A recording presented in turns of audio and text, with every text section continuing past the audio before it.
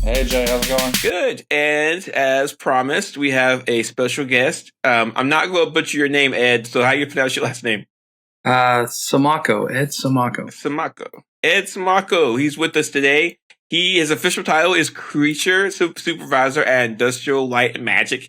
This is probably officially the closest we've come to an actual movie star on this podcast. Oh, for sure. Ed, yeah, without no a doubt. doubt. Yeah. Without a doubt. We're super excited. Some of the stuff you worked on, we've talked about on the show. We have lots of questions. We can't wait to pick your brain. And of course, if there's something you can't talk about, just say, I can't talk about it. And that's good. But we're going to just hammer you with as many questions as we can. So Ed, do us a favor and kind of tell us what you do. Like, so when you say Creature Supervisor, what does that mean exactly? Right. So our department at ILM, we're responsible for making all the rigs for the characters, and that means putting joints in the character with control handles that animators can move around, and so they can animate the characters. And then we also do muscle and flesh simulation for digital creatures and characters, and we do cloth and hair simulation. So any clothes that are moving and the wind.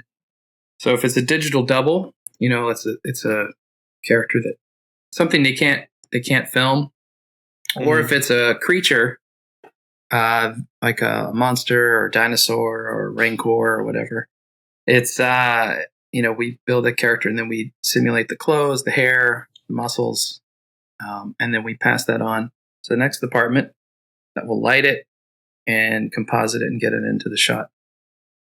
So did you do the Rancor from The Mandalorian season 3? From Book of Boba Fett. The Rancor shows up in Book of Boba Fett. Yeah, you worked on that. Yeah, so I did. I kind of helped finish up. That wasn't a model. I thought that was like a practical model. No, it depends on the shot. So when it's close up and you see him riding it, like if it's a head and shoulder, like a close up on him. They did build this really cool. They called it the Buck, I think, was like. But it's basically just a big head with on a gimbal, and he could ride it. And they also made a big one that he could touch when he's in I think he's first meeting the Rancor in the palace. It's like asleep, and it like does this like visual. It like bonds with him. I think, if I remember that right. And then, but all the action shots. So when you see him for the first time on a building and he jumps down, and when he's fighting those scorpion mechs, the scorpion droids, and all of that stuff is completely like CG digital creatures. So it was a big effort. So I won't say I did the Rancor. We had people that someone that modeled it. And then textured it was another person. And so what I was responsible for was putting all the joints in there and the controls for the animators to move, and then setting up the muscle and skin simulation so you could see the muscles flexing and the jowls jiggling. And when you had to put a digital Boba Fett on there, we also did the Boba Fett and the chain that he held in his hand. And then once we had a team, so it wasn't just me doing all the shots. So once we had, I did the setup, and then we had a team of people, my team, that ran the shots. And then we ended up sending them to the next department, which is like lighting and effects and compositing, to get them in the final shot. Dude, that's absolutely wild. That's awesome. Yeah. Because it's like when I watched that scene, it was actually funny. When I watched that scene, I was like, okay, Book of Boba Fett. Okay, Boba Fett's riding the Rancor. Okay, that's fine. But then, like, Book of Boba Fett got criticized for not being that great, but I feel like the last episode was like, okay, just do it. Whatever you want to do, we're going to do it. And it was a crazy episode, and the Rancor was a big part of that. Did you, because you worked on that episode, did you also do work on Grogu? You know, I did do a few Grogu shots. Hey! Wow. I worked with another. It was a really cool experience. You know, I mean, if you're like a creature person in visual effects and you get to work on a Rancor, I mean, there's not much cooler than that. And No. I also kind of my creature supervisor in San Francisco. I'm up in Vancouver.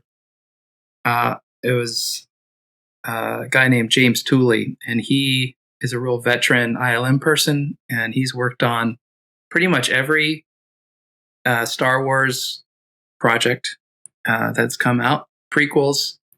Wow. I think you can even see him for just a split second in one of the making of DVDs of like Clone Wars or something, one of those. I'm not sure exactly which one. Okay.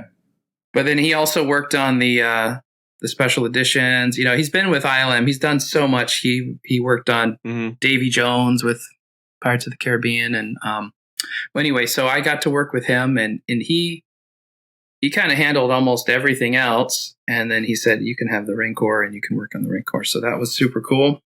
Oh, super rad. Yeah. So let's say, for example, like when you said, I want to get your job super clear. So when you say that you handle the muscular stuff and I guess the joints and stuff like that, and you said you create a way for them to actually handle it. So I'm a little confused. So it's a digital art. It's a digital thing, but you create it so like it's a puppeteering system. Correct. Right. Exactly. So we'll get a digital model in the computer from the it's called the DMS department, digital model shop. The modelers will have modeled this beautiful Rancor or character, and it'll be static. It won't be moving, and then we'll have to decide, okay, where should this thing bend? Where should the joints be? And so we'll place these joints, and then we do something called skin weighting. But basically we say, okay, what part of the arm is going to be influenced by this joint? You know, what part of the hand is going to be influenced by this other joint? And then we can create little like curves or controllers, little handles in the computer, you know, that an animator doesn't want to have to grab those little joints. So we give them these handles that they can do keyframe animation on, and move the character around in the computer, and and then create the shots. And then wow. So it's like so at the end of the day, the animators are sort of using like I guess I don't want to say a video game, but like a virtual reality kind of system, right? Where the Rancor has all the joints and things you set up, and then they can decide where it wants to move it around. Right. And it's not necessarily virtual reality where they don't have like headsets on or anything, but they're in the. We use a software for animation. The industry standard is usually using this software called Maya, and I've heard of that. They're in there, and they can move an arm and set a keyframe, and then move another a few frames later they'll move the arm and set another keyframe, and it will kind of make the in-between movement. And so, yeah. Are you able to like throw all the bones and muscles and stuff inside of the models that you get, or do you ever have to like break the models or change them to get it to work? Well, we'll get the kind of the outer shell, like what it's going to look like, and then we have to decide how much we're going to put inside it. So for some characters, we don't worry about creating internal geometry like real bones and real muscles. But for something like the Rancor, or let's say dinosaurs on Jurassic World or something like that, we'll model. It's not super 100% physically accurate, but we'll model shapes inside the body that represent muscles or muscle groups, and we'll model pieces of geometry that look like bones, so we can attach those muscles to them. And then we set up properties. Like you probably skip some foot bones, for instance. Yeah, like some things. Right. Yeah, we don't have a lot. We don't have every bone, you know. The rib cage, we usually just make kind of like a mass with kind of bumpy ribs on it.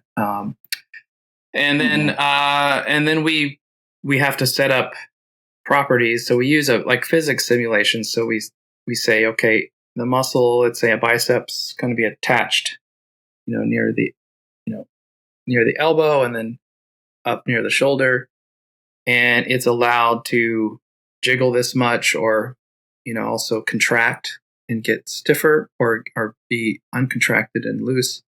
And so we set up all these muscles so that when there's some cool shots. I think there's one that I did that was really fun, where he leaps off a building and he hits the ground, and you can really see some of his muscles activating. The idea is you don't want to overdo it where it just looks like this stuff is muscles are firing all over the place, but you want to feel it a bit in the shot. So I got your IMDb up, and we're going to geek out because we've actually talked about a lot of these stuff that you've worked on. You've worked on Spider-Man Into the Spider-Verse. That one very briefly. Before I worked at ILM, I worked at Sony Pictures Imageworks, and I had been crewed to Into the Spider-Verse for about 5 weeks when I moved over to ILM. So, but you did work on Spider-Man 3. I did work on Spider-Man 3, the old Tobey Maguire one. Did you work on Venom? I did. That was really cool. It was really fun. It was one of my, I think it was the third project I ever worked on. It was about 16 years ago.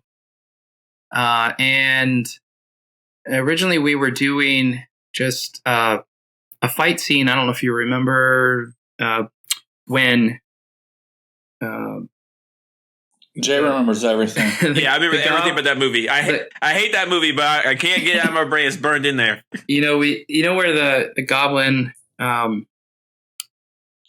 Harry picks him up. He's Tobey Maguire writes, he's riding this little moped, and he gets picked up, and they have a fight scene up in the air. He's in like a coat jacket with a tie and shirt. So Yeah, that was a pretty brutal fight scene. Yeah, that was great. That was a great fight scene. I love that fight scene. Yeah, so we did some of the digi doubles on that. So I did a handful of shots. Yeah, it looked really good. He gets thrown through a building and stuff. And when we kind of finished that, they were saying, well, we still have more work to do. What are you guys going to do? And so they kind of had tryouts to see if who would work with the effects team on Venom. So the problem with Venom was he had all these little threads of goo, the Venom goo, and it was very time consuming to place all these goo threads everywhere. So we helped. Basically, animation would control these larger tendrils of Venom goo, and then we would help put all this network of like webby looking goo in between those. And so I did just a handful of shots. It was in Maya, and I had an effects artist who had developed a little system, but it was literally like click one point on a curve and another point on a curve and create a tendril of goo between it. And you could change some settings to say how thick or thin it's going to be. And so you started creating these little spider web patterns and kind of duplicating them around. And so I did a few shots when he's transforming in the bell tower. Yeah. Oh, that was a great. Yeah, that was really good. That looked really, really good. Yeah, And that's a lot of work. Yeah, it was a lot of work. Yeah, And that's when you like really reacted to the sound, right? There must have been a lot of. That's a lot of goo. Yeah, a lot of goo to create. I worked on that final shot where he's on the ground and he lunges towards camera, and I think I worked on that shot close to a month. Just adding more. There's more goo, more stuff. All that work for a terrible movie. I'm having trouble getting over that. We're talking to a guy that was basically Spider-Man.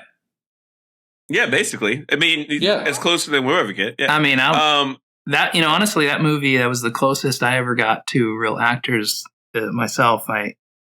My supervisor at the time, he had an opportunity. They were going to do acquisition for. Like scanning in Tobey Maguire so I got to go over there. I didn't see Tobey Maguire, but I saw his stunt double get scanned, and that's cool. Oh my goodness, I'm embarrassed I don't know her name because I really like her. Gwen Stacy. Kristen Dunst? No. What's her name? She totally directed some Star Wars episodes. Yeah. No, she's cool. Hang on 2 seconds. I got her name. Opie's daughter? Bryce Dallas Howard. Bryce Dallas Howard. Bryce Dallas Howard. I can't believe I forgot her name. But yeah, so she came in and I mean, I was like 30 feet away, but got to see them do the acquisition stuff and take photos of her and her costumes, which was pretty cool. But no, that was I don't care about the actors. You were Spider-Man for a little bit. That's awesome. I wasn't Spider-Man, but I got to put you made Spider-Man. I got to put goo on Spider-Man on Venom. Yeah.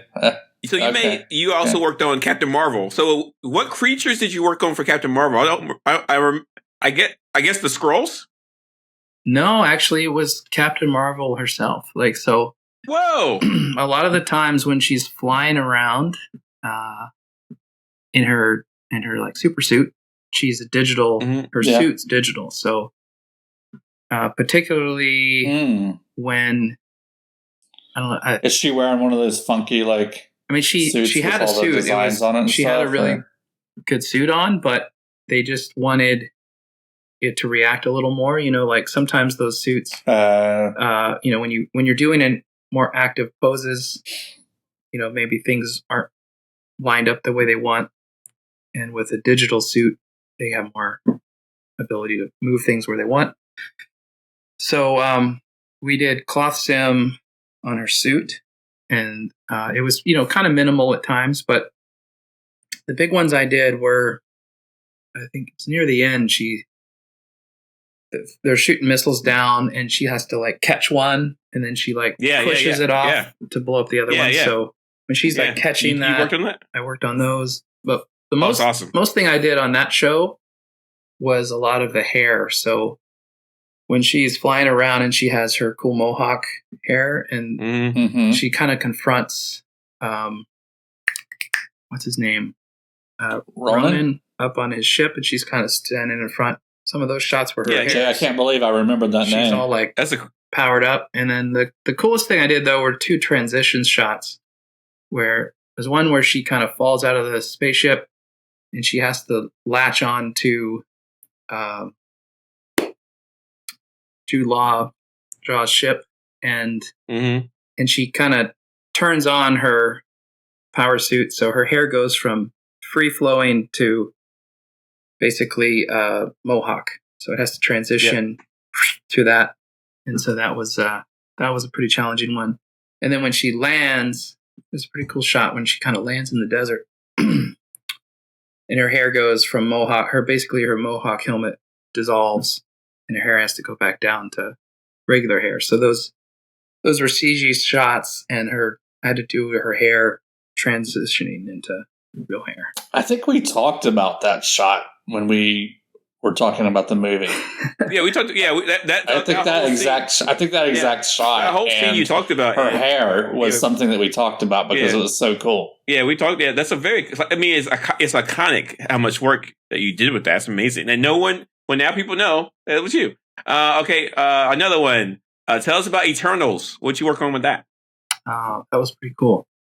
So Eternals, we teamed up with ILM, Industrial Light Magic, has facilities in San Francisco, Vancouver, which is where I am, London. They used to have one in Singapore and Sydney, and now they have one in Mumbai. But so we're all over it's a very global company now, and so we were teaming up with the London office, so kind of shared work with them. So the Vancouver team, we were building the Eternal characters, so the digital doubles of the Eternals, both for their like street clothes and their super suits. And then the London office, we're making the Deviants, which is really cool. Those are super cool. Oh wow! And so, that's awesome. Yeah, that must have been a lot of work. Yeah, they actually the folks in London worked on it a lot longer than I did. So when I got on, they were in the middle of making the Deviants, and me and my team, we worked on the Eternals, and then we basically split the sequences up, and we would do some of, our big sequence in Vancouver was the one on the ice when Ajax dies. Mm-hmm. Spoiler alert there. Mm-hmm. On the ice and has to fight those deviants there. Deviants, but yeah. So that was pretty cool. And then London did a couple sequences. Their biggest one was the one kind of in the dark forest when the deviants show up, and they fight them. And like there's what's his name's?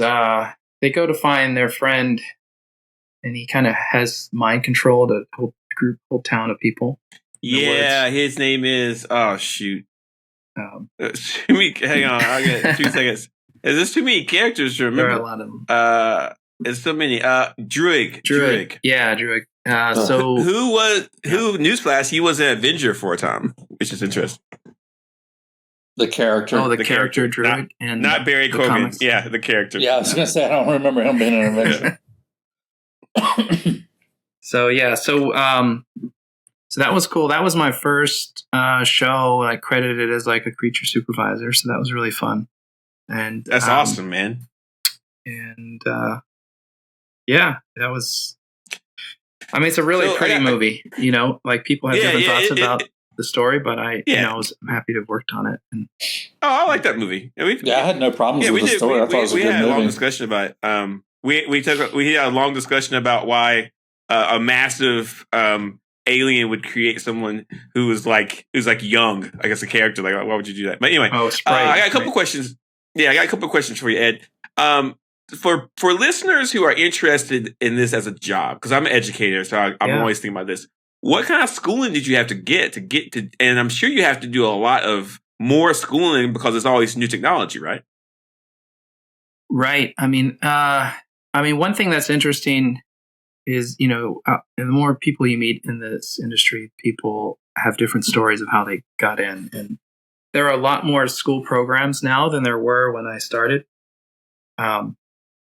But when I started, I was at North Carolina State University, and I was trying to get into their design school. And that didn't work out for me. But then, so I ended up getting a business management degree randomly. But sounds familiar. I had minored in computer science and art as two minors, because as I was trying to, and so I think I was interning somewhere, co-oping somewhere, making websites, and I saw a billboard, like a flyer at that office I was co-oping at, and for this guy Ed Catmull was going to come talk at UNC Chapel Hill, and he was one of the co-founders of Pixar. Right. So I was like, oh, I love Pixar movies. And at the same time, I was, I wanted to get into the design school at NC State so bad. I would go over there when I should be studying for accounting or something. I'd go over there and I'd check out manuals for this software called Maya. And they had like one computer that had Maya on it. And I was starting to just teach myself that. But I thought it was pretty cool. And so then I saw this guy, Ed Catmull. I went to go hear him. And he said, he was talking to a bunch of computer science people and telling them they needed to learn how to draw. And I had always loved to draw. And I was like, well, I just need to learn computer science. And so I started taking more classes, and I applied to, my wife got a job in Greenville, South Carolina. After we graduated, we got married. And I was looking around, and they had, Clemson had an MFA program called Digital Production Arts. And I applied there and I got in. And what was really exciting about that was there's some graduates that were getting jobs in movies. A lot of them were going to a company called Rhythm and Hughes. And I heard of them before. Yeah, what studio did they work with a lot? They're no longer around now, but they did a lot of stuff. They won an Oscar for Life of Pi, with the tiger. Right. And so I went to school there for 2 years, and then I got a job at Rhythm and Hughes. My first job was on The Lion, the Witch, and the Wardrobe. Cool! Look at movie. Awesome movie. Yeah. It was fun. That was super fun, and I got to work on Aslan, the lion. Oh, that's awesome. Nice. And Liam Neeson. It's a shame they never finished that series of movies. Yeah, I always wondered why they didn't. Yeah. I heard some rumors that they're working on a show with Greta Gerwig. Oh, that would be cool. Like a series. We got to do a podcast on it. But I don't know. That's not any inside knowledge or anything. That's just something I was about to say, were you supposed to tell us that? No, I think I just saw it on the internet somewhere. He saw that on Reddit. Breaking news. So after that, I know you've always been a huge Star Wars fan. Yeah. Tell us about the moment or the move where you finally started working with Industrial Light and Magic. That must have been beyond a dream job. That must have been like you kind of feeling the hand of fate, right? Well, yeah, I mean, I've always loved Star Wars and a lot of the movies that ILM's worked on, right? They've worked on so much. Like pretty much any of your favorite movies, especially in the 80s and 90s, they probably were involved with at some point. They were in San Francisco, and Well, Ed Catmull, didn't he come from there? Because Pixar was a spinoff from ILM. Exactly. Yeah, there's actually a really great, for anyone interested, there's a really cool documentary series they just put out on Disney Plus called Light and Magic, which kind of goes through the whole history of the company, which is pretty neat. I was at Rhythm and Hughes just for Lion, the Witch, and the Wardrobe, and I moved over to Sony ImageWorks, and I had a really great time there. I was over 10 years there. I worked on a lot of their animated features, the Cloudy with a Chance of Meatballs movies and Hotel Transylvania. Oh, that's so good. Did you work on the food? I didn't really work on the food. I was mostly doing our team was moving characters, hair, and cloth. So, clothes moving around. Yeah. And then I was going to ask you what the skeleton to a pizza looks like. Oh, what's interesting is that mostly at Sony ImageWorks, I was doing more cloth and hair simulation. So I wasn't doing as much kind of rigging joints, skeleton stuff. They kind of break those teams up into two different teams there. So then they were moving a lot of their work up to Vancouver, and Sony said, "Hey, would you like to go work on? We can guarantee you 2 years of work, and make you a supervisor if you want to go up to Vancouver and work on Angry Birds. Oh, wow. The Angry Birds movie. Cool. So we kind of scoped it out, and we thought, it'd be a nice place to live and a good place to, raise kids and have a family. And so I moved up here to Vancouver for Angry Birds. And within maybe about a year or two there, I had a friend who had started working at ILM here, and I was like, oh, they have an ILM up here. And the more I started thinking about it, I was like, wow, that would be so cool to work at Industrial Light and Magic. And it took a little while to get there, but I've been here now for about 5 years, and just having a lot of fun.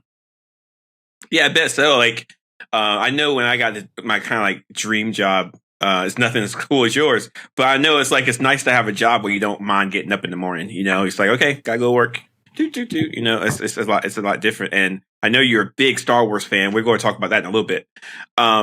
So as far as the movie making element is concerned, when I watch a lot of stuff nowadays, like all the Marvel movies, all the Star Wars stuff, I'm going to ask you for a percentile between how much is live action and how much is digital. And I want your opinion if you think it's good or bad. I you might not have an opinion on it, but like how much are we, when we're watching this stuff on TV, how much is actually practical, like real stuff? How much, or how much is digitized? And is it, right. I know it's more than it used to be, but I mean, how much are we looking at here?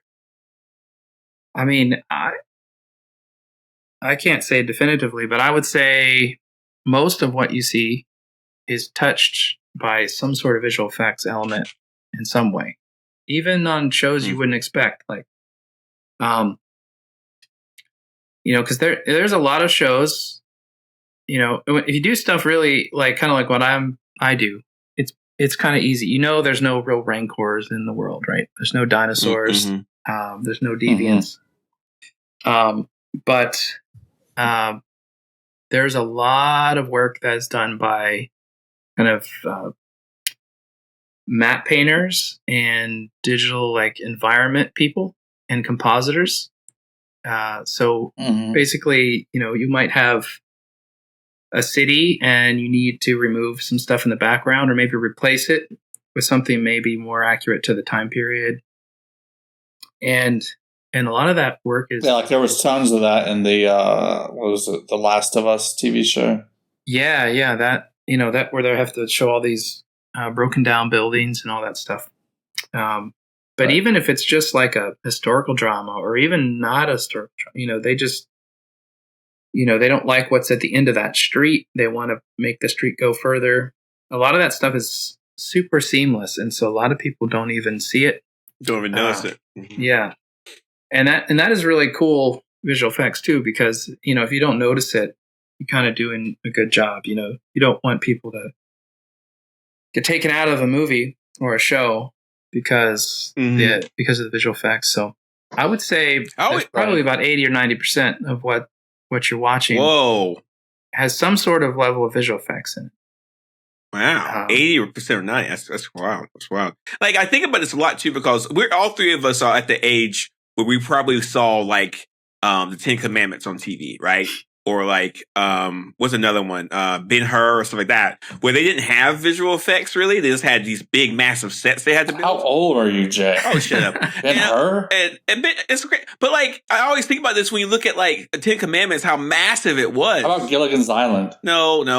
And like I've always wondered, like, are we better? Because environmentally we're saving a lot of resources by not having to build these sets and all this other stuff. I mean, if you look at the Avengers movies, they're using a lot too, though. I wonder which takes more, the computers. I don't know, churning through all that stuff, or building a set. I don't know. It's like, do you guys have that kind of? I don't know. Ed, do you guys, when you have like meetings and stuff like that, is there ever a time when someone raises his hand or her hand and they're like, do we have to do CGI on that? Like, do we need that? Or is it just so like, we have this amazing paintbrush that does all these cool things, why not use it? Like, what's the philosophy? Well, I mean, I think I'm not always in those meetings, so it's hard to know what exactly is said. But I think that it probably really depends on the project and what the scope. Sometimes you don't know exactly what the end shots needs to look like.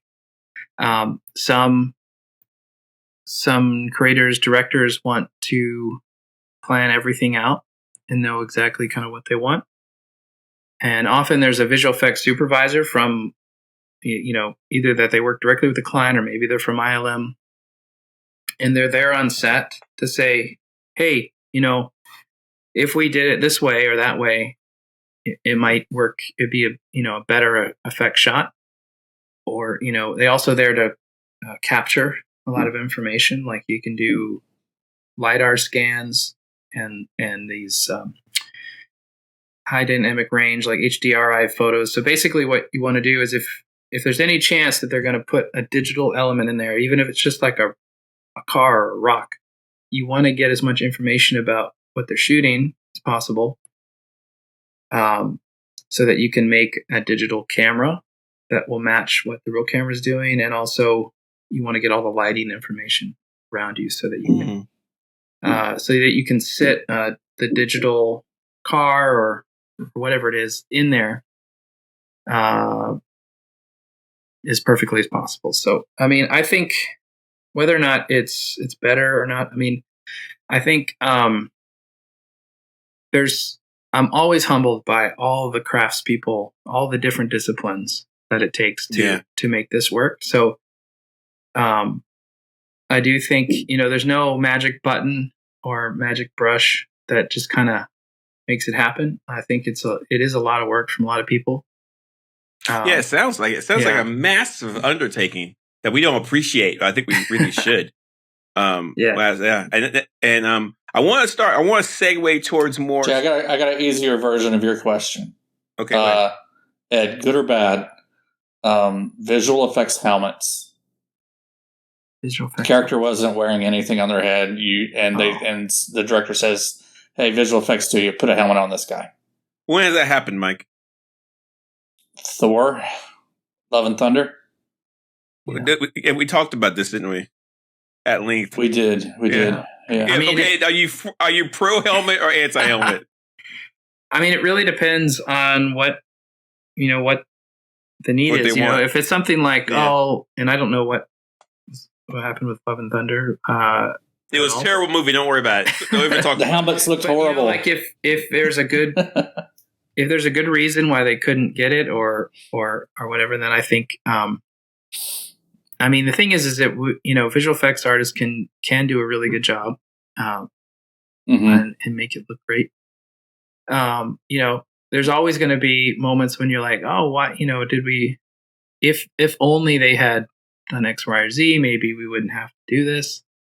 But there's so many moving parts; it's hard to know exactly what happened. But and sometimes it's maybe they needed some reflections or something that weren't there. And that's one thing that's been cool about the stagecraft volume for things like Mandalorian. You've got this silver suit guy, and if you had done it on a green screen or something, you'd have to paint all that green reflection would be all over a suit. And the stage doesn't do, you could put, there are places where they put them in real environments, of course, which is great. But, what's nice about those LED stagecraft volumes is that you're getting real light bouncing off of that. Yeah, that worked really, really well for Mandalorian, particularly the first season. It's not quite like digital helmet, but anyway. So I heard your answer is if there's a good reason for it. There was not a good reason for it in Thor: Love and Thunder. All right, let's not. I come down on the side of it's bad. That's not really good. I just can't imagine there's like a visual effects person that is like excited to get to work doing the digital helmet. Yeah, I mean, I was just gonna say, like, I am,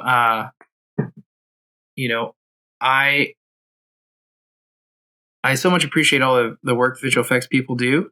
And so it is kind of sad sometimes when, there's like, oh, that was just a visual effect. It was, I wish they had done it practically or whatever.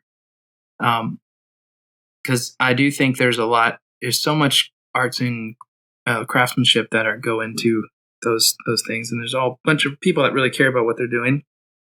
But on the other hand, too, I really love it when you see a really cool puppet or, stuff they've been doing on Mandalorian and Ahsoka, where they're building practical, spaceship models and filming them with motion control cameras. And a lot of the ways they could have done it maybe even faster. They already have usually digital models of those ships, and they could have done the shot digitally, but they just kind of want to do it kind of for fun to make this model and film it. And I think that's super cool. I think it's and it also has a nostalgic element to it because you've loved seeing those models in the old movies. Yeah. Jay, I'm going to break in and ask another question. All right. I think it goes along with that. We've talked about this a lot on the podcast. And when visual effects go wrong, so like what you see on the screen, I don't think is something that probably anybody was happy with. So that's what I'm saying is going wrong. What do you think is the most likely cause of that? And I'm gonna tell you what I think is usually the most likely cause of it is that whoever was responsible for the movie, like the director, I assume, just didn't give the visual effects studio enough time to work on it. Yeah, I mean, again, you can't speak for every project. It's hard to know what would happen. And I also I'm so weary to talk any trash about any other people's work because of course I know how hard it is to do this stuff, and the people that work on it don't want their stuff to look bad. Of course, right? So yeah, I mean, I think it can be any number of things. It could be, the changes came in last minute, and like you said, there's not enough time, or money, or sometimes it's, there's, and those usually come from somewhere. Somebody has a change they need. It's not always the director. It's not always production. It could come from anywhere really. But so I don't know. I mean, you're probably right. It probably has a lot to do with time and budget and all of that. So, but it's always a shame when something like that happens. Because a lot of times people are working so hard, and then and then it doesn't turn out the way they want. Yeah, it must. Yeah, it must be hard. Yeah, it must be hard. I got one more question about your job, and then we're going to we'll quickly move over to Ahsoka. How much do you think about generative AI or AI as we know it right now? Like, I know the writer strike and the actor strike, they touched on that. Is what you do too complicated for a computer to do? Or do you feel like at some point somebody's going to be able to type in Rancor and so it's going to be able to create it instantly, and then all the puppeteer and everything else is going to be in there, and all you have to do is to start moving it around? Like, is that going to happen soon, or do you think it's a long way out? Oh, yeah. I mean, that's a hard question. Because one thing is AI or artificial intelligence is such a broad thing. Yeah. It's much more broad than people think of it.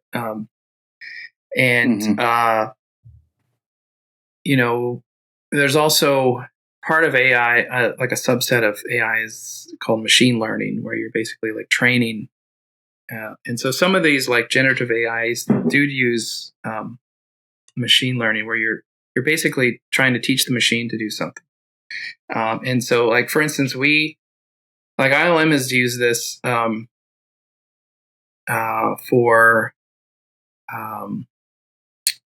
a lot of face replacement type work recently. So or de-aging. You've heard of like deep fake. Have you heard of this term? Yeah. Right. Mm-hmm. Which is right. Yep. kind of a related thing where basically it's kind of amazing when you think about it. Like they're taking this huge library of, let's say, Harrison Ford's face, and they're for let's say Indiana Jones, and they're looking at the footage of him old, and they're basically, and this is kind of dumbing it down. I mean, I don't even understand exactly how it all works, but they're basically looking through this huge library of faces, all these different angles, and they're trying to find the one that matches the best.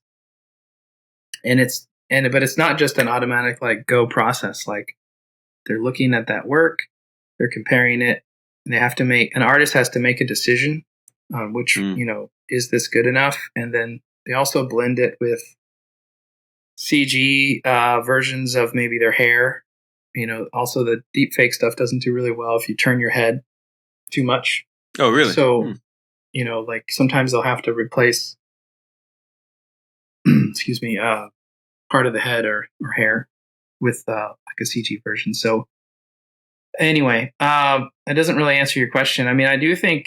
No, it does. It does. There's definitely some concern about generative AI and where it learned the data from. So if it's gone out and kind of just picked images off the internet from the most popular internet digital artists without their permission in order for it to create these images, then there is something, I think, a little kind of morally wrong about that.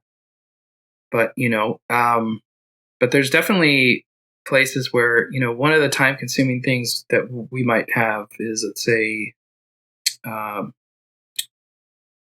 painting weights on characters. So let's say, like I said, that we have these joints. I said earlier, and you have to decide what this joint is going to affect this amount of the character, and trying to figure out, is that character going to look good in every angle, and how do we distribute this influence of these joints on all this character? Like, there's some time-consuming things that I think machine learning and AI can be really, really good at and help us with. But I don't think I'd like to think it's not going to completely take away. It's not going to do everything for you. I mean, and if you could let it try, but I think it won't be as good as if you have an artist or human who's making decisions along the way. If that makes sense. Like you can partner with AI and help it. Maybe it helps guide you to get to a result, but ultimately, I think the artist has to make choices and improvements and stuff like that. So I don't know. It's kind of well said. That's a good way to think about it. All right, we ran out of time, but we do have enough time to talk about Ahsoka. So now we're going to switch your hat. You had your creature supervisor hat. Now you got your Star Wars hat. You've watched all the Star Wars stuff, correct? All of it. I've watched most of it. I would say I haven't seen every episode of Clone Wars. There's too many to watch. I haven't read all the books and stuff. I watched all of Rebels. I really loved Star Wars Rebels, and I've seen all the shows and movies. So we had Gideon on for about 3 episodes, and he gave us his insight about it. So Ed, what do you think? So do you think the Ahsoka experiment was good? Like, I know that there's some online things, different things. There's a big Shin following. For some reason, people like psychopathic women on the internet. I'm not really sure why. Especially pale ones. I'm not. She looks cool. There was a weird thing of someone's like, she is the clone of Luke Skywalker. I was like, where'd you get that from? What? Yes, that is crazy. That's the weirdest thing. Anyway, they just did a good job of styling her, I think. Oh, whatever. Anyway, what did you think of Ahsoka? Did you like it? Did you have issues? Do you feel like this is a good base for whatever kind of Star Wars stuff that's in the future? And if you accidentally tell us things that you're not supposed to about some future episodes of Star Wars and stuff, don't worry. Nobody's going to listen to this podcast. yeah. So I mean, I wouldn't say like anything I'm saying now would be totally as like a fan. Yeah. Not hopefully not giving away anything. And I honestly I don't really know a lot. So they're very good about compartmentalizing information so that I can't accidentally tell you too much. But Have you ever worked with Dave Filoni? no, In any way? not directly. You know, that would be cool. But I Okay. Yeah. I have worked with some pretty cool folks. Like, you know, they've been in the room, you know, in the Zoom room. Sometimes it's a digital, you know, like you're on the meetings with Right. some very experienced ILM folks. And anyway, but we're kind of detached from a lot of the story development side of things. Yeah. Sure. But yeah, I mean, Ahsoka, I was so excited about it, and then you know I was working on. I can't say I'm working most of this year. I was working on a new Star Wars show called Skeleton Crew that'll come out sometime. And I don't think they've told a release date yet, but they've talked a little bit about it. It's I think it's Star Wars Celebration. They mentioned it and that it's coming, and Jude Law's in it. What is it? Like I'm curious what it is. Like, I guess we don't know. I guess you gotta wait too much. Yeah, I mean, I'm not going to ask you that. But Yeah. it's coming out. Skeleton Crew coming out in the future. Jude Law. Okay. It's, you know, I will say one thing, and you guys have already kind of noticed this, is that Star Wars is really trying to tell lots of different types of stories, right? Yes. So you've got, you know, and some of those stories are going to hit with some audiences, and some are not so much with the others, you know. So, like, I think, you know, you have your folks that are really loving Mandalorian, and then your folks that are like, Andor is the greatest thing I've ever seen. And I kind of love them all, Yeah, that's right? me. I mean, I think it's almost like what kind of food do you want to eat tonight? What are you up for? You know, like, do you want really good pizza, or you want a steak or something? You know, like what? There's different kinds of stories, and some of that is the animation work, like Star Wars Rebels, and I had watched Star Wars Rebels with all of my kids. You know, we watched it over the 4 seasons, and so we really got to know those characters.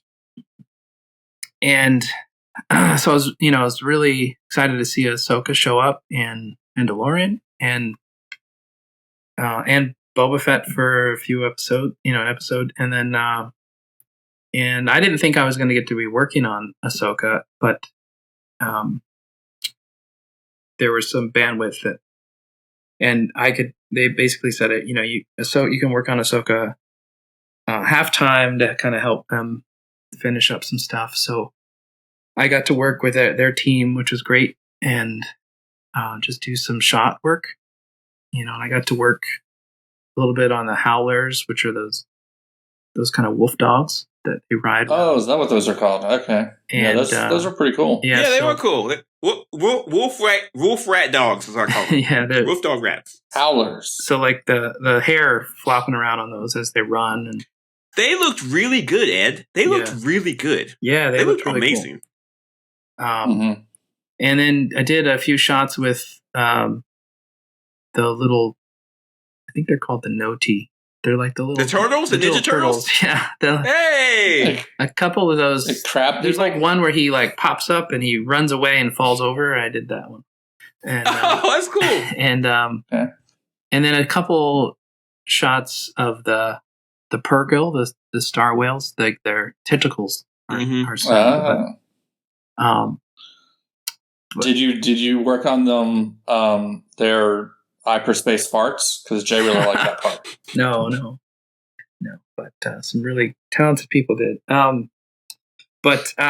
I mean, what it you know, it's any of these shows, any of Star Wars or anything that we love. There's so much expectation from all kinds of people. It's almost impossible to hit all of the hopes and dreams that everyone has. But overall, like, I really love the show, and I'm excited for where it's going. And And I really think they're starting to pull threads from all these different, you've got the Rebel show and that lore, and then you've got, they're hinting back at really old stuff, and they've, they have all the books. They're starting to explore this High Republic era, which is like 100 years or so before Phantom Menace.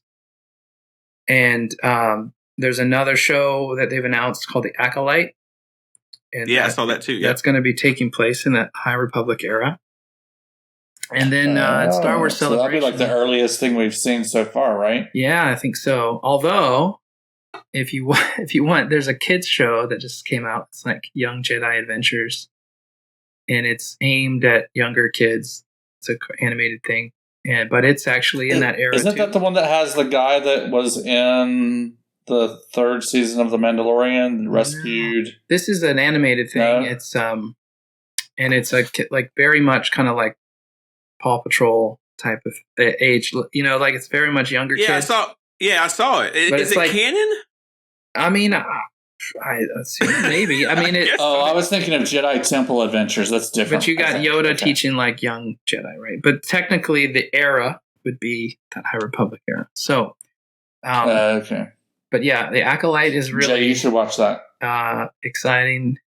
And then they announced at Star Wars Celebration this past one that they announced 3 films, and one of them they said James Mangold, who did Indiana Jones and I think a Wolverine movie, and he did Logan, great movie. And he also did Ford versus Ferrari, and he's going to be doing a Star Wars movie. That's the latest news. That's pretty cool. It's going to take place in the distant past. That's all we really know. Like the origins of the Jedi. That's what they said. Oh, cool. So, that I think they're starting to have you think about, well, what are the origins of the Jedi? What are, what does this ancient past look like? We might not get those answers in Ahsoka, but we might get them somewhere else, Balin definitely hinted towards that, right? Yeah. So that's all kind of exciting. So, as a Star Wars fan, there was the 70s and the 80s where the original trilogy came out. There was the prequels, and then there were the 3 sequels. I'm more excited about Star Wars now than I've ever been. I don't know about you, Ed, but I mean, Star Wars has always been a kind of a thing that it was like an event. It's like, oh, here's a Star Wars movie. But the amount of work they're doing with The Mandalorian, with Ahsoka, with the other properties, that's really impressed me about how they're trying to flesh out this universe, and it's really smart. And there was a time that I was kind of worried about Disney Plus, but I mean, not anymore. I feel like they're in good hands. They know what they're doing, especially with Star Wars right now. Yeah, no, I totally agree. I think, I'm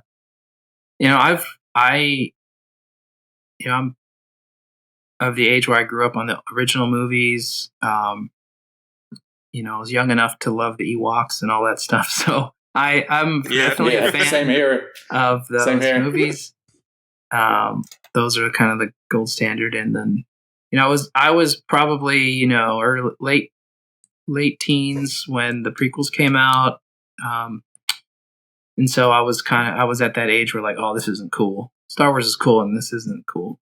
But there are other kids that grew up and thought those were amazing. They love it. They love prequels. They love the prequels. It's crazy. Then there's a whole generation that loves Clone Wars because that was their Star Wars. Mm-hmm.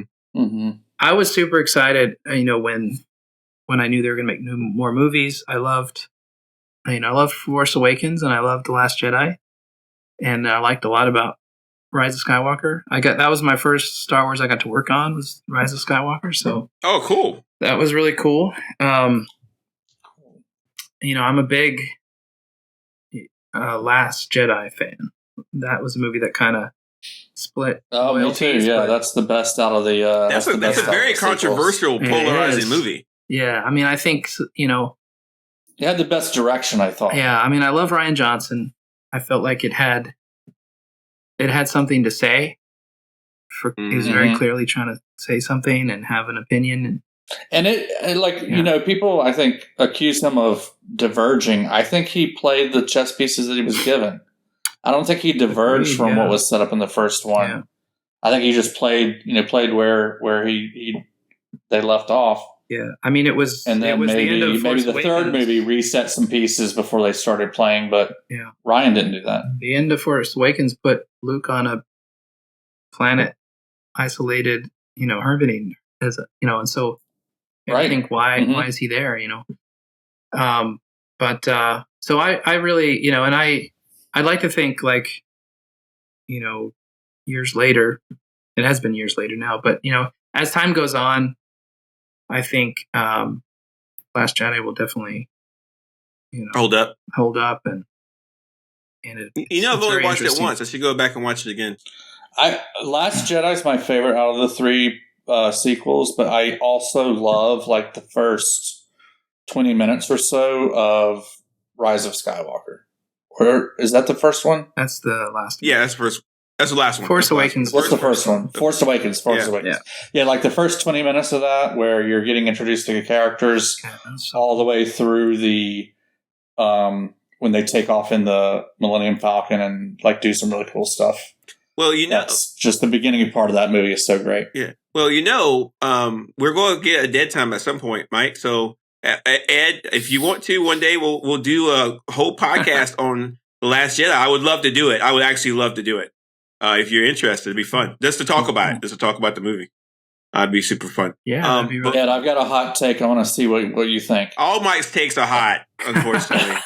Some of them are mild. This one's hot. Yeah. I think Andor is the best Star Wars ever. And then followed closely by Empire Strikes Back. Oh, gosh. You just hurt my heart. You physically wounded me, actually. I've heard you haven't seen Andor, right, Travis? I have not, but Empire Strikes Back is my favorite movie of all time. It's the top three. If I had, it's Empire Strikes Back, The Matrix, and then something that Christopher Nolan done. I'll just throw that in the pot. There it is. No, I can't say I think Andor's better, than Empire Strikes Back, but it is really good, and it's very. I need to watch unique.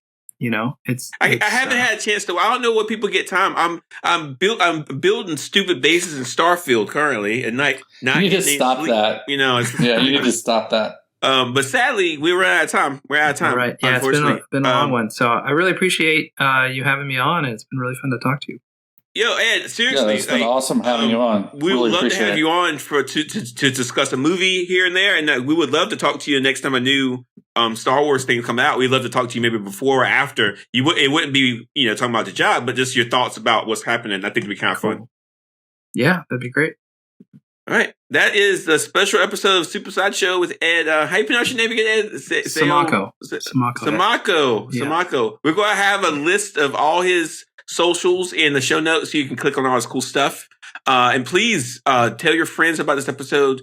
Like, subscribe, follow us. Get out there on your social media. Tell people about this. Say, hey, this was a super interesting podcast. Check it out. Do us a favor. And also, we're going to do Loki every Sunday. So we got a new episode. Did you work on Loki, Ed? No, probably not. No. I worked a little bit on the first one. Just a bit. All right. Ed, thank you so much for your time. We really appreciate you, man.